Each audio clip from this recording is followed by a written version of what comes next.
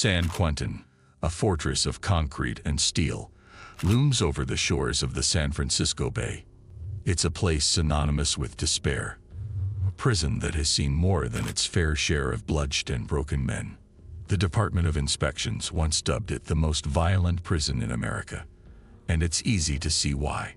For decades, it has been the site of countless escape attempts, most ending in a hail of bullets or in the cold, unforgiving waters of the bay.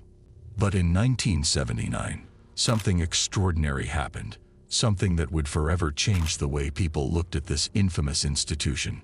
That year, San Quentin made headlines not for another violent death, but for an escape so daring, so ingenious, that it would be remembered as one of the greatest prison breaks in American history.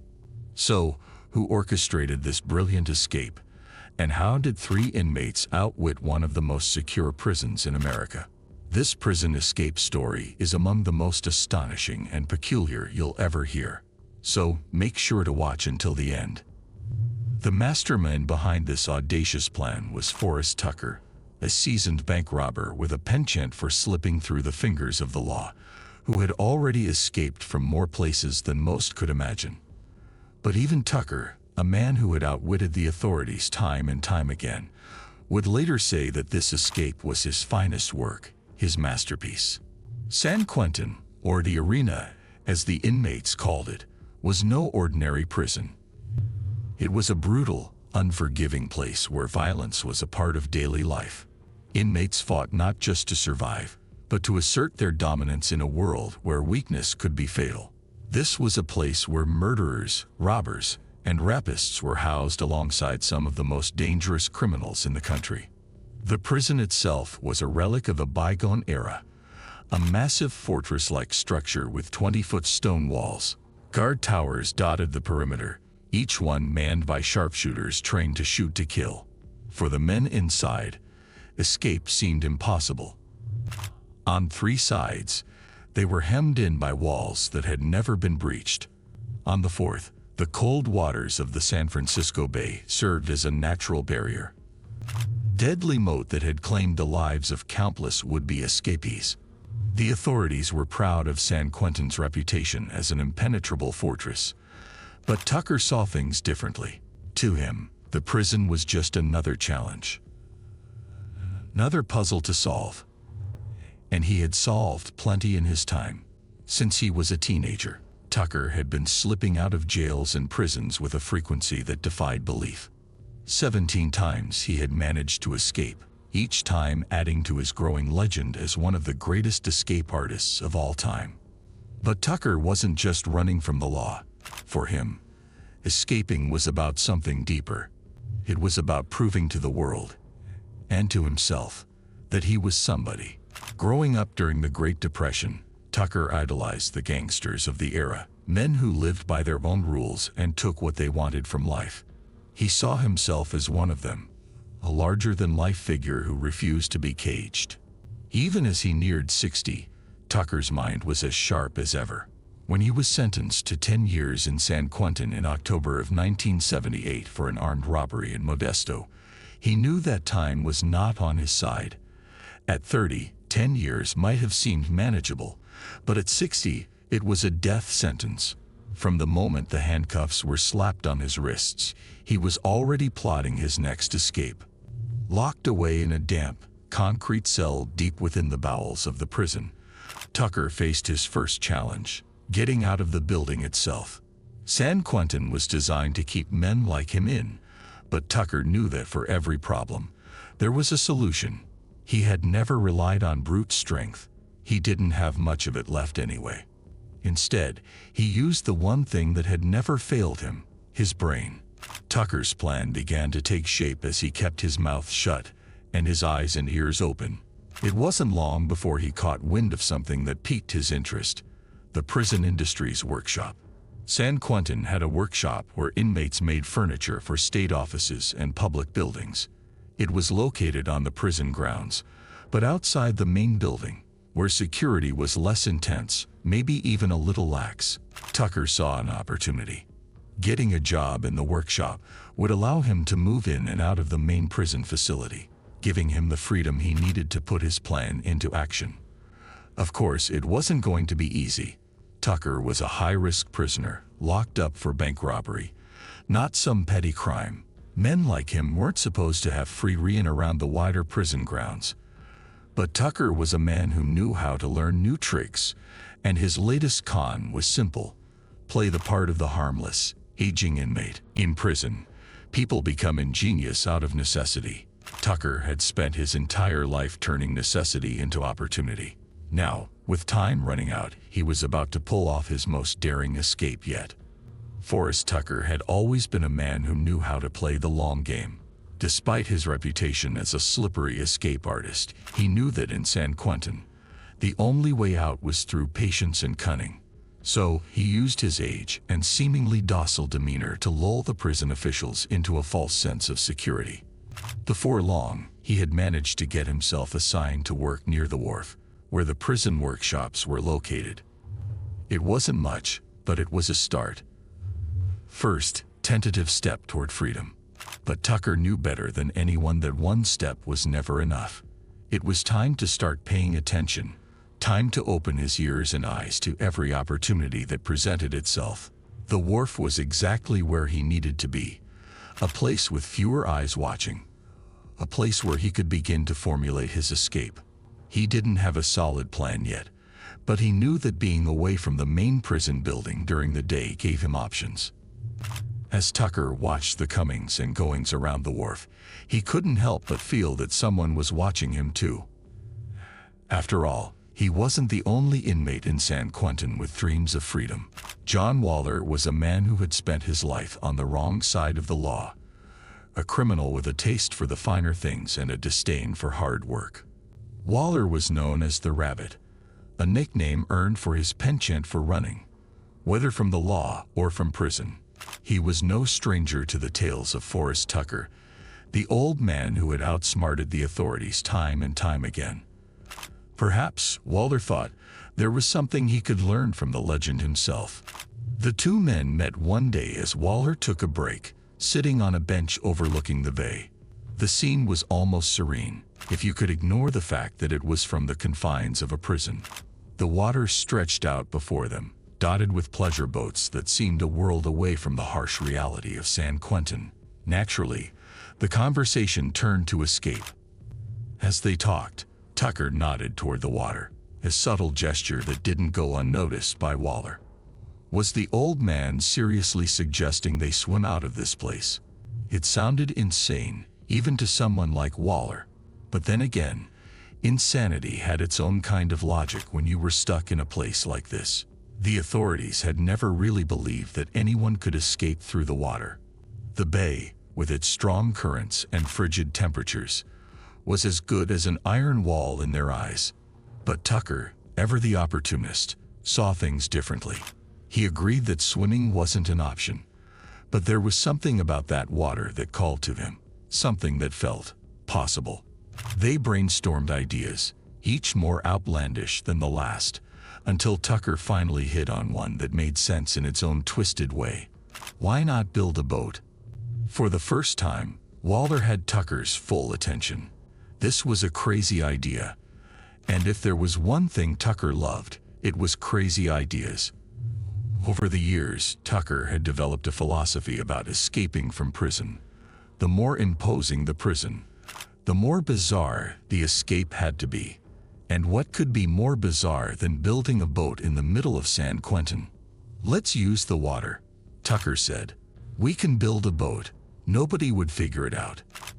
It was a match made in prison, a pair of minds that thought just alike, ready to take on the impossible. The two men agreed to sail out of San Quentin together. But there were a few more obstacles they had to overcome. They had the workshop, and they had the tools, but keeping their plan a secret was going to be the real challenge. The Pacific Ocean was no friend to anyone unprepared. The tides were strong, and if they didn't time their escape just right, the currents would drag them back to shore, or worse. And then there were the guards, ever watchful from their towers, ready to put a bullet in anyone who stepped out of line. How could they get the boat to the water without being spotted? How could they make sure no one mistook them for escapees in their prison uniforms? But Tucker had made it this far, and he wasn't about to let a few challenges stop him now. He knew how to work around problems, or at least he hoped he did, because if this plan failed, he'd spend the rest of his life as a spectator, watching other ships sail off into the sunset while he remained trapped behind bars. As the wheels of their plan began to turn, Tucker knew he needed more than just Waller. He needed someone with a mind for escape and the ability to keep quiet. That's where William McGurk came in. McGurk was a 38-year-old with a history of armed robbery and a successful prison break under his belt. Back in 1970, he and a few other inmates had managed to plug the toilets in a San Francisco jail and walk right out during the chaos that followed. It was that little stunt that had landed him in San Quentin. Bringing McGurk into the fold was a risk. The more people who knew about the plan, the greater the chance that someone would spill the beans. In a place like San Quentin, trust was a rare commodity. One wrong word, and the whole plan could come crashing down. But Tucker trusted McGurk, and Waller trusted Tucker, so the trio was formed. With their crew assembled, the three men turned their attention to the biggest obstacle yet. How in the world were they going to build a boat, get it to the shore, and set sail for freedom, all under the noses of the guards?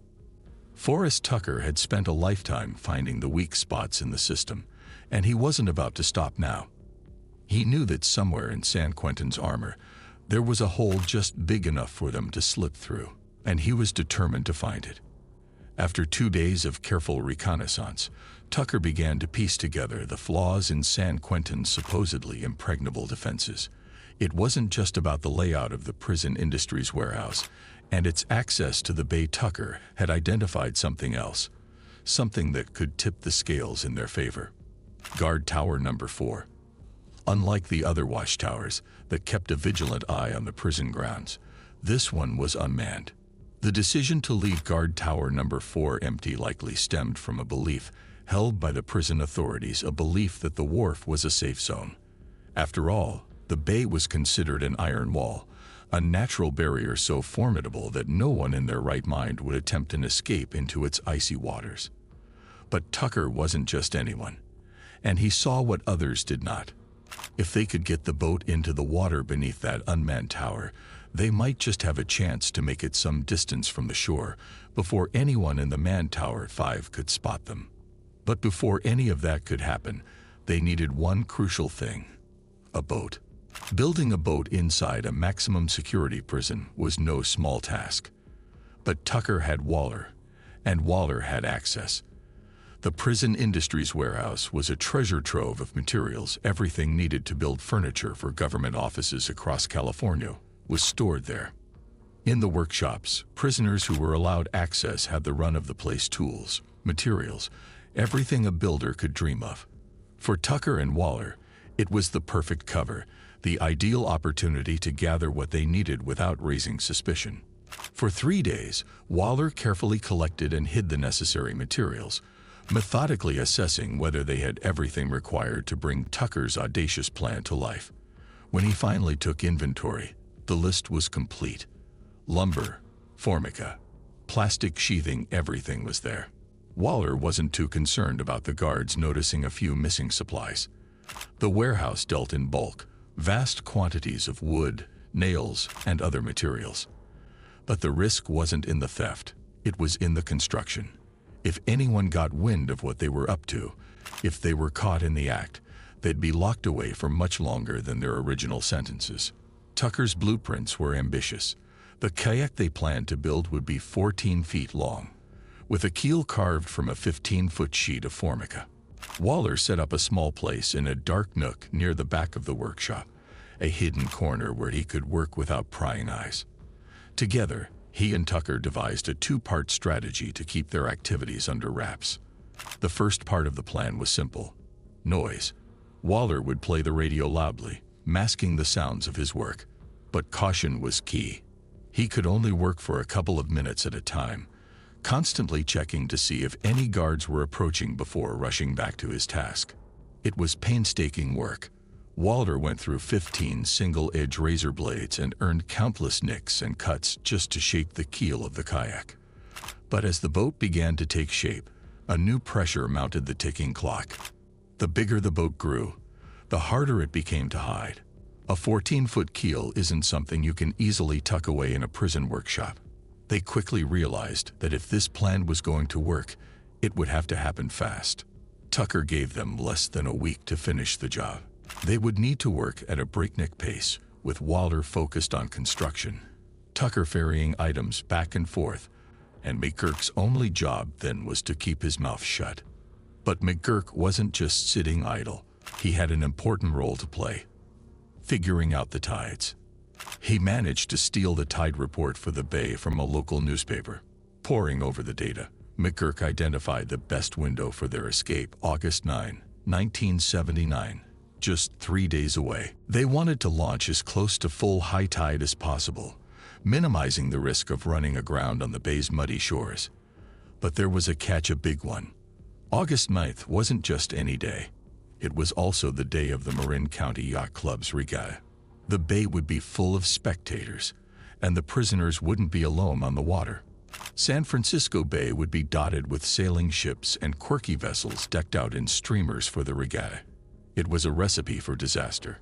Walter suggested they wait for a later date, but Tucker knew better. Delay the escape, and the guards might discover the boat, and with it, their entire plan. The pressure was mounting.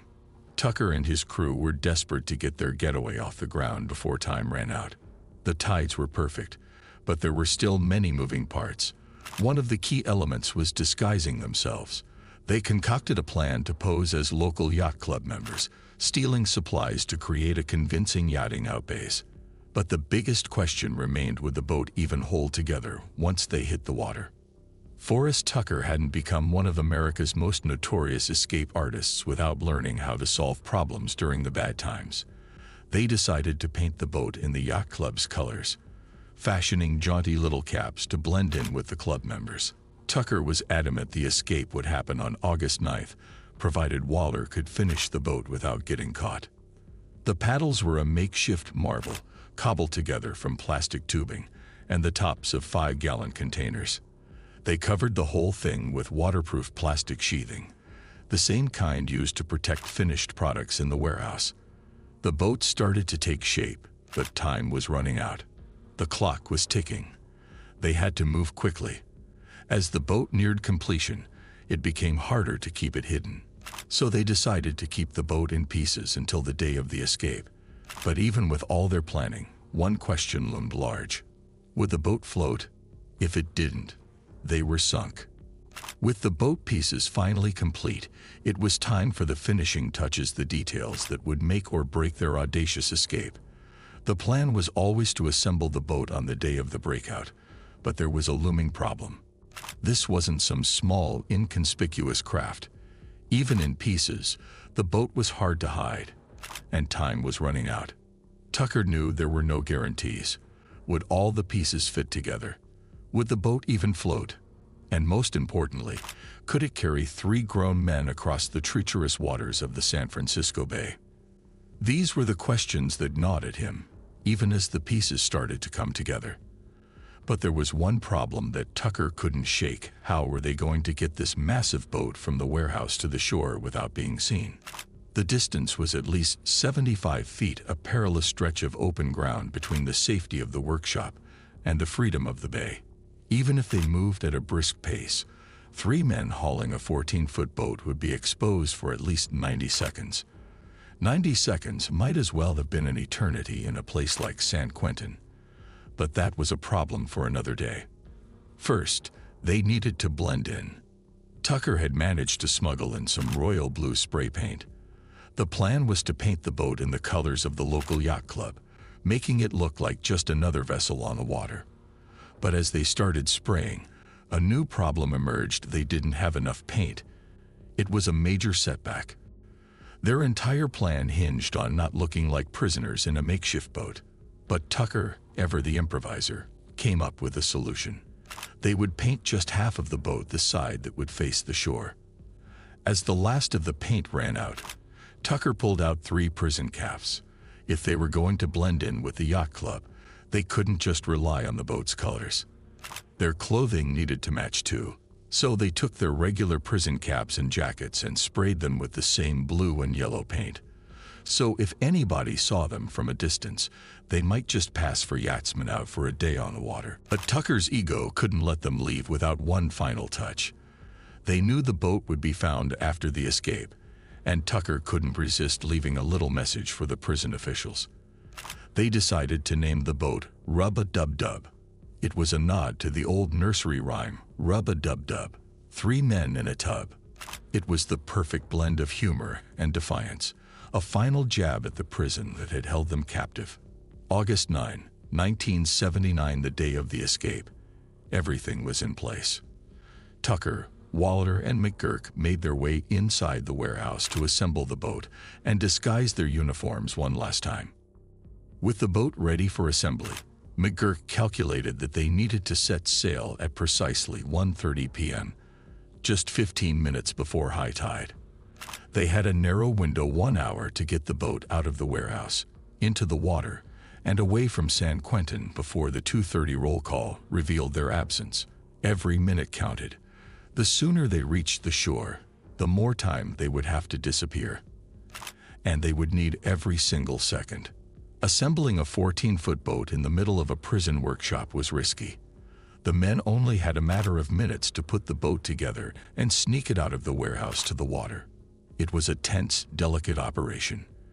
McGurk and Tucker moved quickly, assembling the boat with precision while Waller kept watch.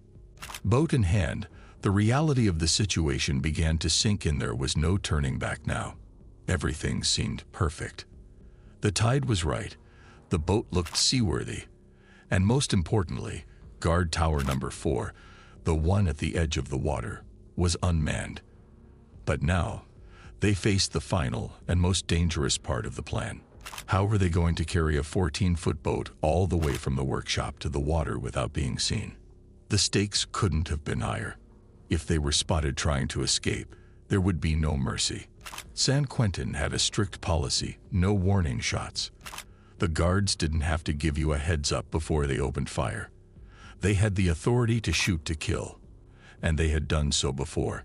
Even though guard tower number 4 was unmanned, the prison was full of eyes, other inmates, looking for any opportunity to better their situation.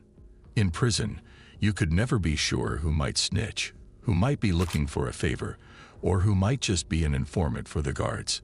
Tucker knew that sometimes, in situations like these, it was better to be quick and decisive rather than overthink the plan. He and Waller both knew that this part of the escape would require some quick thinking on their feet. Then something unexpected happened. On August 9, 1979, a delivery driver had left his truck unguarded at the loading dock to the warehouse. Tucker saw an opportunity. He told Waller to check, and sure enough, the keys were right there in a drawer. John Waller made a snap decision. He would use the truck as a cover while Tucker and McGurk transported the boat to the water. Waller grabbed the keys, climbed into the truck, and started driving it slowly towards the water. Tucker could hardly believe it. It was almost too perfect. No one would think twice about him walking alongside the truck with another inmate, carrying some heavy object. It's what they did all day. In the end, it wasn't unusual to see a truck moving around that area. What would have been unusual was seeing 2 inmates hauling a kayak across the yard, but not if the truck was shielding them from the guards. And incredibly, the plan worked. Tucker and McGurk moved swiftly, the weight of the moment pressing on them as they scurried across the yard with their makeshift boat, careful to stay low and hidden beneath the shadow of guard tower number 4. With every step, the tension grew. They could feel the eyes of San Quentin on them, even if no one was actually looking. They reached the water's edge and carefully lowered the boat into the bay, their hearts pounding with each passing second. As the boat touched the water, they held their breath. This was at the culmination of all their planning, all their risk-taking. Meanwhile, Waller, who had played his part perfectly, drove the truck back to its original spot, returned the keys as if nothing had happened, and then casually made his way down to join his fellow escapees at the water's edge. They couldn't believe their luck. It felt like a scene straight out of a movie, something too perfect to be real. But now came the true test of their audacity. Would this homemade boat actually float? Tucker was the first to climb in. The boat tipped slightly under his weight, the gunwales barely holding above the waterline. Then came McGurk, and the boat sank a little lower. Finally, Waller climbed aboard, and they all held their breath as the gunwales dipped precariously close to the water's edge. It was a tight fit, but it held just barely. It was now or never. The moment of truth had arrived.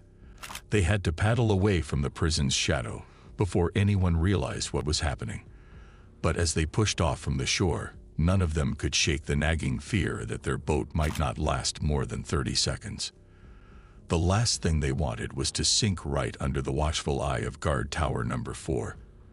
That would be a humiliation they could never live down.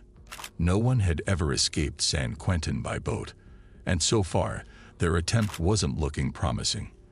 The water was choppy, and the wind was blowing harder than they had anticipated. The boat, though watertight, started to take on water over the sides, and they had no means to bail it out. The fear of sinking was real, but so was their determination. They knew that if they were spotted by the guards, the orders would be clear: shoot to kill.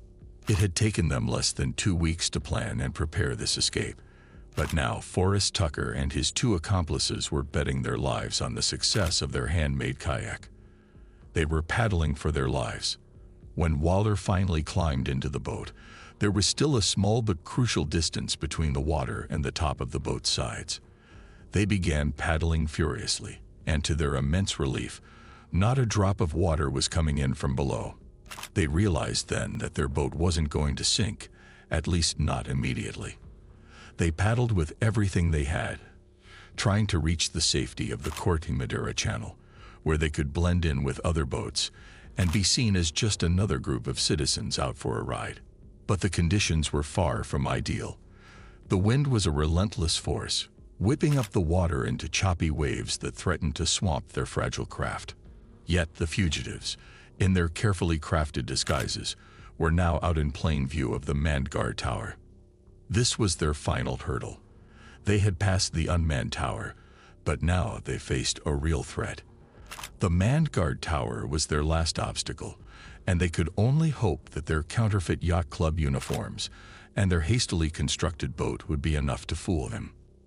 They paddled frantically, their arms burning with the effort. The boat was holding together, but just barely.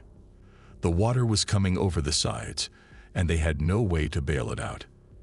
Every wave that crashed against them sent another rush of cold water into the boat. The fear of sinking was a constant presence, gnawing at them as they fought to stay afloat. The water was so choppy that the boat began to take on more water. It was sinking, and fast. This was their last choke point, their final chance to reach freedom. If the boat went down now, they would be finished. Then, something unexpected happened. A guard on the shore spotted them, but instead of raising the alarm, he simply asked if they were okay. McGurk, who was usually the quietest of the 3, responded with a line that would go down in escape lore. He looked at his bare wrist as if checking a watch that wasn't there and said, "Everything's okay. My Timex is still running." It was an absurd moment, almost surreal in its simplicity, but somehow it worked. The guard, assuming they were who they said they were, just some kayakers enjoying the day, radioed in to confirm that there was nothing to worry about. The escapees were clear, at least for now. Just as they passed beyond the San Quentin property line, their boat could take no more. It began to sink, overwhelmed by the combined weight of the 3 men and the relentless assault of the waves. They were too heavy, and the boat was going under. In a desperate bid for survival, all 3 men clung to the sinking boat and began kicking furiously, trying to reach the shore before they were spotted or worse, drowned. They made it tired, wet, and freezing cold, but alive and free. Their grand plan hadn't gone exactly as they'd hoped, but they had made it as far as they needed to. They were just outside the walls of San Quentin, only a few yards from the prison, but also just a few yards from freedom. Now all what they had to do was swim a little way down, jump out, and they would be right there on a city street, blending into the suburban landscape of Marin County. As Tucker stood on the beach with his two accomplices, he couldn't help but recognize that this had been a team effort, a rarity for a man who had always seen himself as a lone wolf. But as the adrenaline of the escape began to fade, Tucker knew what he had to do.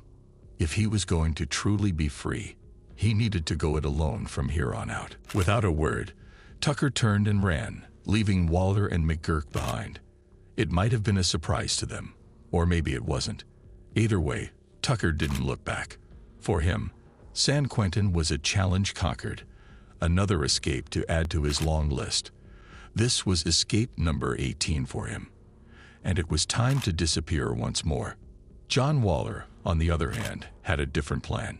He made his way to the Larkspur ferry terminal, called a cab, and when the driver asked why he was soaking wet, Waller told him that his sailboat had sunk. As for McGurk, his fate remains more of a mystery. No one knows exactly where he ended up, but with so much suburban Marin County nearby, it didn't take long for all three men to blend in and vanish before the authorities even realized they were gone. It wasn't until later that afternoon, during roll call, that the prison guards realized they were 3 men short. A report from guard tower number 5 to the control tower had been the first clue, and as the pieces began to come together, the full extent of what had happened started to dawn on them. But by then, it was too late. When the guards finally stumble upon the boat labeled Rub-a-Dub-Dub, there's no laughter, not even a smirk, especially not from the warden. What was supposed to be a symbol of San Quentin's impenetrability had just been turned into a nationwide joke. The embarrassment was palpable. California state and local law enforcement were swift to respond, unleashing a statewide manhunt. The escape quickly became a major news story, splashed across headlines, and a significant blot on the prison's reputation. The authorities weren't about to let this slide. They were determined to catch and punish Forrest Tucker and his accomplices, and they wouldn't rest until they did. In the immediate aftermath of the escape, there was mass confusion. The idea that 3 men had managed to slip through their fingers was almost too much to bear for the prison officials. This was a serious blow to their credibility. They scoured every inch of the prison, convinced that the escapees must still be somewhere inside. It was impossible, they thought, for them to have truly gotten away. They come through the hills just outside San Quentin, across the road, and even through the thick brush surrounding the area. But as the hours ticked by, it became clear that the men had indeed vanished. Meanwhile, the warden, desperate to save face, began advocating for some kind of barrier, anything to prevent future escapes by water. It was too little, too late. The damage had been done. The escape was already being hailed as one of the most audacious breakouts in American history, and San Quentin's reputation was in tatters. Forrest Tucker had a knack for disappearing when he needed to. It was part of his genius, his ability to vanish into thin air. As for his fellow escapees, Waller and McGurk, they lacked Tucker's imagination. Neither of them made it far from California. McGurk was the first to be captured. By October, just a couple of months after their daring escape, he was tracked down in San Rafael, near the apartment of his then-girlfriend. His brief taste of freedom was over. Waller lasted a little longer, but was eventually captured the following April in Gilroy, California, about 100 miles from San Quentin. For both men, the escape had been thrilling, but short-lived. Even without their ringleader in custody, the state was embarrassed enough to push forward with a trial. But Tucker's absence loomed large, and the case against the men was riddled with holes more so than their leaky kayak. After 2 trials ended in a hung jury, the former escapees were absolved of their crimes. Why did the juries refuse to convict them? It's hard to say for sure, but perhaps they were charmed by the sheer audacity of the escape. Perhaps they were amused by the ingenuity and determination of these men who had dared to tweak the system. As for Forrest Tucker, his story didn't end with the escape. He made his way east, pulling off a few more grifts along the way, a five-finger discount here, a robbery or two there. But then, he vanished. For years, there was no sign of him. But Tucker wasn't done yet. In 1998, he resurfaced, right back where it all began, Florida. This time, though, he was playing a different game. He pulled off one of his last great cons, becoming a respectable member of society. He settled down in Palm Beach County, just south of Martin County, where he was familiar with the lay of the land. He even married a woman who believed he was an investment banker. At cocktail parties, he dressed the part, talked the talk, and carried himself like a man who had always been on the straight and narrow. To her, he was just another successful, well-to-do professional. But for Forrest Tucker, the quiet life wasn't for him. After a few years of trying to fit into a world that was too tame for his restless spirit, Tucker returned to what he knew best: robbing banks. 20 years after his escape from San Quentin, the law finally caught up with him.